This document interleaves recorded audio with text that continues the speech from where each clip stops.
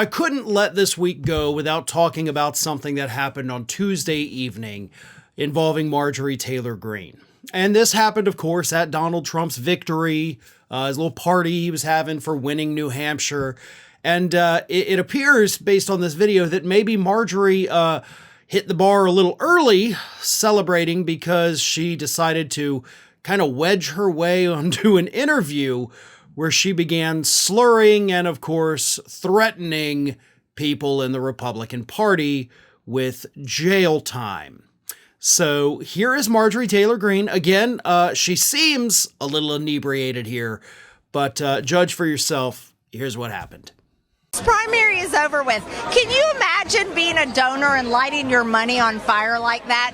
Donating to Nikki Haley, begging her to stay in the race? I mean, these political consultants, they should go to jail for continuing this campaign. I mean, it is so dishonest, I can't even believe it.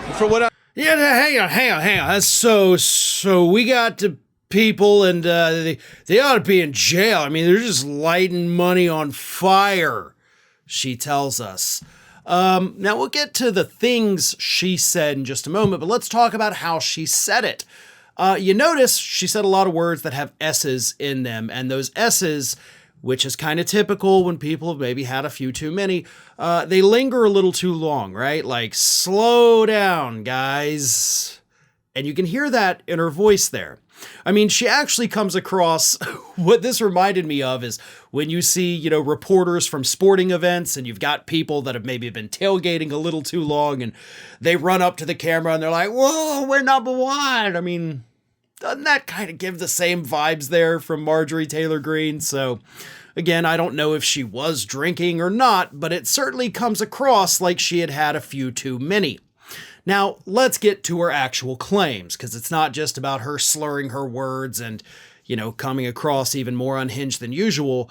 It's the things she said. First of all, donors, you're lighting your money on fire if you're giving it to Nikki Haley. Probably not wrong, okay? I mean, not much to nitpick on that statement. If you give money to a person who's not winning and really statistically has no shot at winning, yeah, you're kind of just throwing your money into a big black hole. So really, no notes on that one. But it's the second one. The political consultants should be in jail for telling Nikki Haley to keep going. They should be jailed for doing their jobs. Now, as I said, statistically, Nikki Haley's not going to win, right? The polls in the other states that we have coming up for the Republican primaries are telling us Trump's crushing it. So statistically, there's no path forward. Logistically, however, if we're talking about things that are possible, it is possible that Nikki Haley somehow wins the Republican primary. That is a thing. There's a non-zero chance she could win the primary. Stranger things have happened. And these political consultants, the strategists, everybody that they hire for their campaigns, it is literally their job to keep these people going as long as humanly possible. That, Marjorie Taylor Greene thinks, is a prosecutable offense.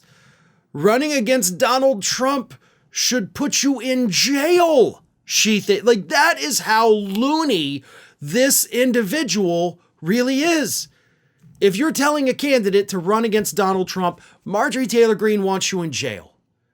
And of course, what's terrifying about that is that Donald Trump has pretty much already told us he is going to weaponize the Department of Justice if he gets back into the White House. And we've talked about the possibility of him jailing his political rivals. We have talked about members of the media, just general activists out there. But what about the political consultants? Are those people now having giant targets painted on their back by people like Marjorie Taylor Greene? Could Donald Trump actually weaponize the DOJ enough to prosecute people for working for opposing campaigns?